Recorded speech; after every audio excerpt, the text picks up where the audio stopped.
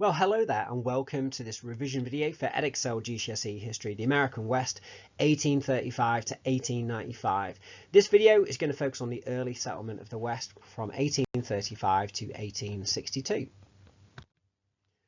So in terms of this topic, the early settlement of the West, what do you need to know? Well, it's about Indigenous peoples of the plains, their beliefs and ways of life. We're going to talk about social and tribal structures, ways of life and means of survival on the plains, beliefs about land and nature and attitudes to war and property. It's about migration and early settlement. The factors encouraging migration, including the Oregon Trail from 1836, the belief in manifest destiny, and the California Gold Rush of 1849.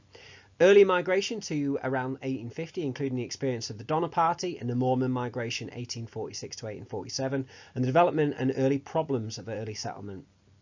We're going to talk then about conflict and tension. We're going to talk about reasons for tension with Indigenous peoples of the plains, including US government policy and the permanent Indian frontier, the significance of the first Fort Laramie Treaty of 1851, the Indian Appropriations Act of 1851, and then lawlessness in early towns and settlements, including attempts to tackle lawlessness. Okay, so the first topic, all about Indigenous peoples of the plains, their beliefs and ways of life. Let's find out more. Okay, so in terms of Indigenous peoples of the plains, the Great Plains, let's talk about the Great Plains first of all. So the Great Plains or the prairies are an area bordered in the west by the Rocky Mountains and in the east by the Mississippi River. It's an area of huge grasslands, there's not a lot of water, not a lot of trees, so it's quite hard to live there. This was the area where the Indigenous peoples lived. To early American travellers, it was an inhospitable place known as the Great American Desert.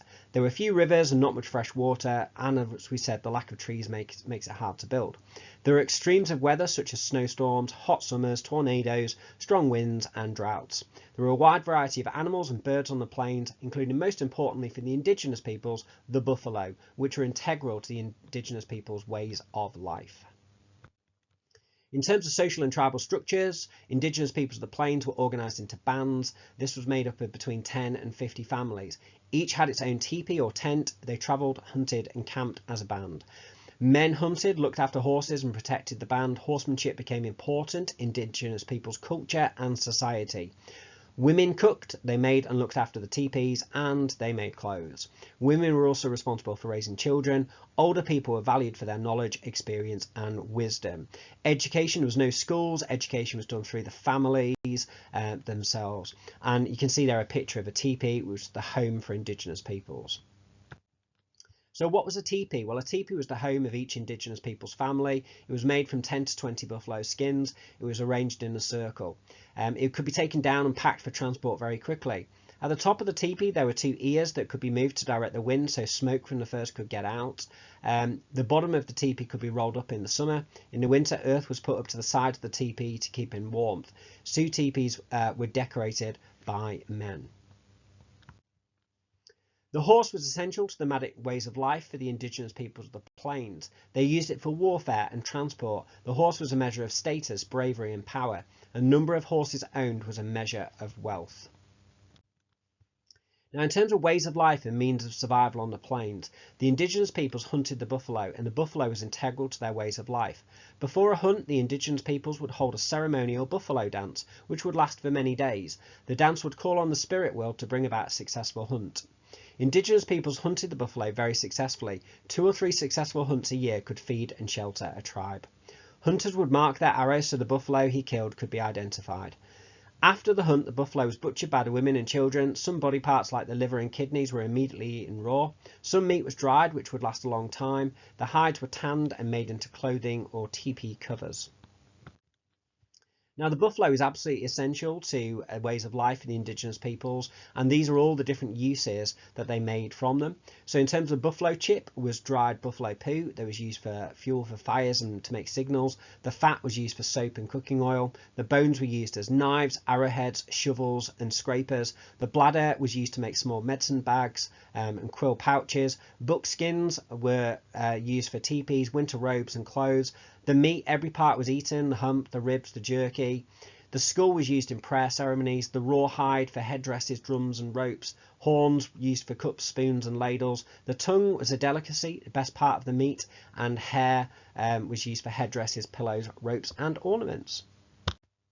Now, the indigenous peoples of the plains believed that spirits created the world and all life. The Lakota Sioux were one example, and they believed that everything came from the land and they would be returned to it at death. Now, high land was often sacred as it was seen as being close to the spirits, so the Black Hills of Dakota were an area that was sacred to the Lakota Sioux. The Lakota Sioux also believed in the great spirit Wakan Tanka. They believed that all living things had their own spirit. Circles were seen as an important part of Lakota culture, such as sun and moon. Their settlements, meeting, dances and teepees were all circular. Indigenous people saw war as a series of raids with a specific purpose, such as stealing horses or controlling important hunting lands. War was very much a summer activity after food supplies had been built up through hunting. Indigenous peoples of the plains took scalps to show their success in war. Scalps were dried and hung outside teepees as trophies. Indigenous peoples often aimed to get close to the enemy to touch them. This was called counting coup. It meant winning prestige through acts of bravery. This actually meant that there were less deaths in fighting between tribes. More men were lost through hunting accidents than in wars. Now, in terms of US government policy, the relationship between the indigenous peoples of the plains and the American government ranged from friendship, cooperation to hostility and war. From the mid-1830s, white Americans began to move west across the Great Plains. At first, this was about going overland to reach the west coast, California and Oregon, but from the 1860s, this would be about white Americans settling on the Great Plains. To begin with, the American settlers negotiated treaties with the indigenous people nations. The indigenous people surrendered some of their lands to the USA and were given other lands called reservations. Eventually, reservations were used to describe any area of land where indigenous peoples of the plains were sent to. The Bureau of Indian Affairs was set up in 1824 within the US War Department. This was responsible for managing the relationship between the US and the indigenous peoples of the plains. Okay, in the second bit, we're going to talk about migration and early settlement. The factors encouraging migration, like the Oregon Trail, Manifest Destiny, California Gold Rush. We're going to talk about early migration to 1850, including the experience of the Donner Party, Mormon migration. I'm going to talk about the development and early problems of early settlement. So why did Americans move west? Well, from the 1840s, many Americans began to move west along the Oregon Trail and California Trail in search of new lives in the West. There were many reasons for this, including economic depression from 1837, the Manifest Destiny in 1845, opportunities in Oregon and California, and also the California Gold Rush. So Americans began to expand westwards into the American West from the early 1840s. Now, the economy was a key reason that pushed people to move west. So from 1837, the east of America was hit by an economic depression. Banks collapsed and people lost their savings. There were job losses and wage cuts. Farmers lost out because the price of wheat collapsed. This pushed people to move west in search of better opportunities. The American people also, many people in the East, believed in the idea of the Manifest Destiny. This was the belief that America should occupy the entire continent from the Atlantic coast in the east to the Pacific coast in the west.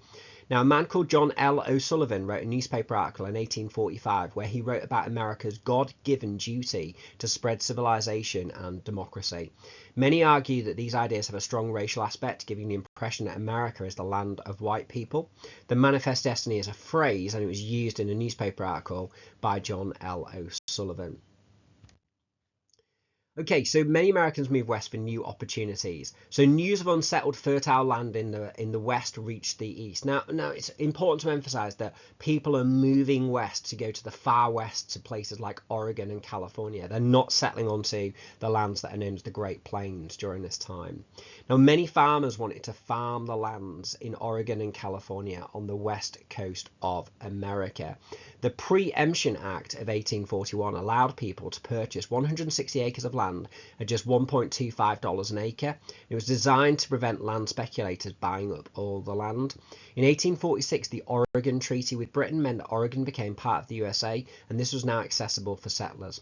Victory over Mexico in the US-Mexican War in 1848 meant that California became part of the USA. New trails such as the California and Oregon trails were discovered. People knew about the South Pass through the Rockies, which enabled people to get there overland. Now, the California Gold Rush took place in 1849. Now, the California Gold Rush very much accelerated the move west. Gold was discovered at Sutter's Mill in 1848, and news soon spread about the discovery, especially when President Polk mentioned it in his State of the Union address, sparking more westward movement. In 1849, around 50,000 gold prospectors moved west. By 1849, miners were arriving from across America and the world, such as from places like China. Many also went west to mine the miners, such as Levi Strauss, who sold jeans to the miners, or Sam Brannan, who sold equipment to the miners. New mining towns were created, such as Shinbone Peak, Mule Mine, Whiskey Diggins, and Grizzly Flats. So workers were moving west to strike it rich during the California gold rush of 1849. Now, what problems did migration result in? Well, it was a very difficult journey. And one journey that kind of sums that up is the journey of Henry Sager and his family. They journeyed west in 1844. Henry Sager and his pregnant wife Naomi set off with their 6 children in 1844, but Henry died of typhus, and so did his wife Naomi after she gave birth. The 7 children were adopted by missionaries. Many died on the journey of other diseases like cholera, so the fact that Henry and Naomi died of typhus wasn't uncommon. Now, the journey generally was full of hazards, such as the baking sun, torrential rain, floods and snow. There were wagon accidents, and sometimes people drowned crossing rivers. The route was challenging, such as the Hastings Cut-Off, which was an untested route through the Wasatch Mountains and the Great Salt Desert leading to the Sierra Nevada. Journeys took longer than expected and food supplies could run low. Some people could be injured by stampeding buffalo. So another example of the experience of migration was the Donner Party. So the Donner Party set off from Independence in Missouri in May 1846. They were well equipped and led by the brothers Jacob and George Donner. The group took a shortcut called the Hastings Cut-Off, which was untested, and this lost them time and caused them to arrive late to cross the Sierra Nevada mountain range. That year, snow came early to the Sierras, and the party was stranded high up in the mountains in December 1846. Food supplies dwindled, and some of the group resorted to cannibalism to survive. News of their journey and the sensationalist story of cannibalism resulted in fewer emigrants moving to California in 1847. Of the original 87 members of the Donner Party, 46 of them survived to reach California. Now, this picture here shows you the Donner Pass. It's a pass through the Sierra Nevada at Truckee Lake, and it's now known as the Donner Pass. Okay, so the Mormons. The Mormons were a religious group who suffered religious discrimination in the East due to their beliefs about land, like they wanted to share out land rather than own it, and polygamy, which means plural marriage. Now, their leader, Joseph Smith, had been murdered by a mob in Nauvoo, Illinois, so their new leader, Brigham Young, sometimes known as the American Moses, he encouraged the Mormons to move west, and they left in 1846, traveling on foot to the Great Salt Lake in Utah, which was between the Rocky Mountains and the Sierra Mountains. Now, at that stage, actually, the Great Salt Lake was outside of the American control, but after the US-Mexican War, Utah became a territory of the United States of America. The Mormons were incredibly enterprising. They managed to create irrigation channels in order to create farming in Utah and create an amazing settlement at the Great Salt Lake, which was known as Salt Lake City. By 1852, 10,000 people had arrived.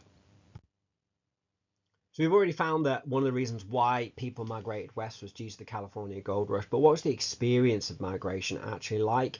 Well, the discovery of gold in California in 1848 attracted many who were seeking their fortunes, and it created what became known as a gold rush. 50,000 miners went to California in 1849, but many didn't make their fortunes.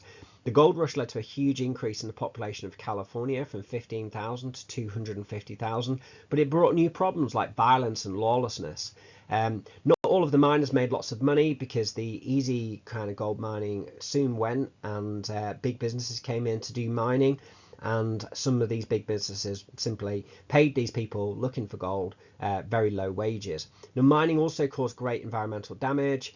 The process would eat away at hillsides, chemicals into rivers would kill fish, cause flooding of towns and things like that as well.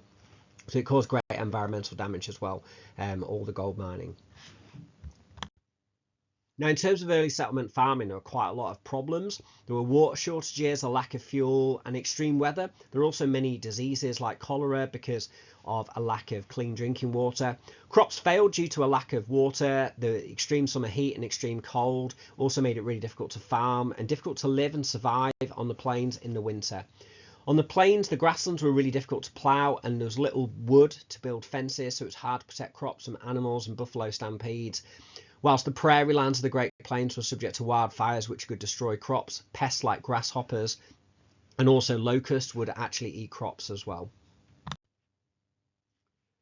Okay, so the last topic that we're going to look at in terms of key topic one is conflict and tension. We're going to talk about reasons for tension with Indigenous peoples of the plains, including US government policy and the idea of the permanent Indian frontier. We're going to look at the significance of the first Fort Laramie Treaty and the Indian Appropriations Act. I'm going to talk about lawlessness in the early towns and settlements, including attempts to tackle lawlessness as well. Now, the Indian Removal Act of 1830 established a permanent Indian frontier. This created a boundary between the USA and the Native American lands, and it removed the so-called 5 civilized tribes like the Seminole and the Creek and the Cherokee, removed them from the southwest to the reservations on the Great Plains. This forced removal of indigenous peoples freed up land for the Americans. Now, one of the tribes of the 5 civilized tribes, was known as the Cherokee, was forced marched west onto the Great Plains in what became known as the Trail of Tears. The Cherokee were marched more than 1,500 kilometers, with many of them dying of starvation or from diseases like typhus, dysentery, or cholera. There were also tensions between settlers and indigenous peoples, so settlers crossing the plains and then settling on them from the early 1860s created tensions between the indigenous peoples of the plains. The settlers used up resources such as water, they frightened away the buffalo that the indigenous peoples relied upon, the buffalo got hunted, for example. The settlers also brought with them an epidemic of diseases like smallpox, which spread across the plains during this time period as well. Although indigenous peoples sometimes attacked white settlers crossing the plains, there was also a lot of cooperation between the groups. Now, by the 1850s, settlers were moving beyond the permanent Indian frontier to the eastern edges of the Great Plains. The US government was encouraging westward expansion, and the Bureau of Indian Affairs was focused on trying to civilize the indigenous peoples of the plains by forcibly confining them to reservations and setting up boarding schools.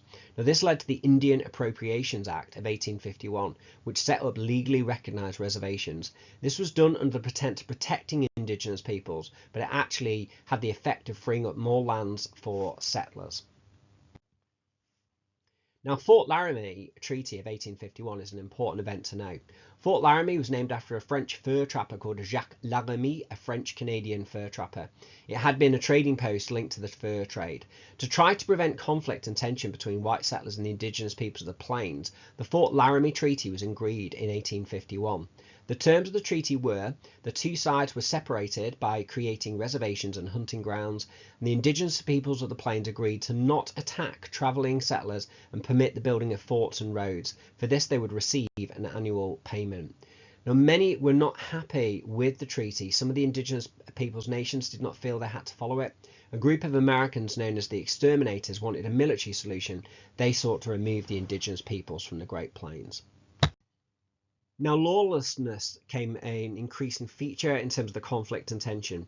New settler towns in the American West were set up, and many of them were due to the gold mining industry, but many of them suffered from violence and lawlessness. This was because many of the miners were young men in their 20s, and there was an absence of family influences. There was easy access to people making quick riches and spending it quickly on gambling, alcohol and prostitution, and people carrying weapons such as guns. The Frontier Code said that a man had the right to stand his ground and defend what he had, even using weapons if necessary. There was much violence and even killings, often between settlers and sometimes between indigenous peoples and white settlers. There were also highway robberies. Coloma in California is an example of a gold mining town during this time period. Another example of lawlessness, one settler town was Aurora in Nevada, which grew up due to the discovery of silver there in 1860. The town was laid out in a grid pattern. Most buildings were made out of brick due to the absence of trees. There were about 14,000 people living there in 1864. Now, most of the population were male, but there was a small population of Chinese people. There were around 200 to 300 women, but half were prostitutes. There were around 80 children, and a small school was built. There was a brewery, 25 saloons, and nearly as many gambling houses and brothels. There was just one Methodist church built in 1864 and a half-built Catholic church that never got finished. Today it is a ghost town with nobody living there.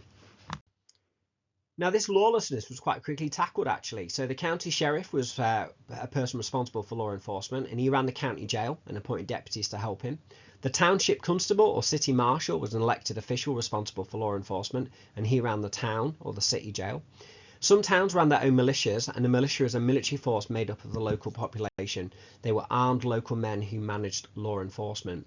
And there were courts that investigated crimes and a grand jury to investigate public offences and charge people with crimes. Okay, so thanks very much for listening to that revision video, which is all about EdExcel GCSE history of the American West. That one focused on the early settlement of the West from 1835 to 1862. Thanks very much for listening. Goodbye and good luck with the exams.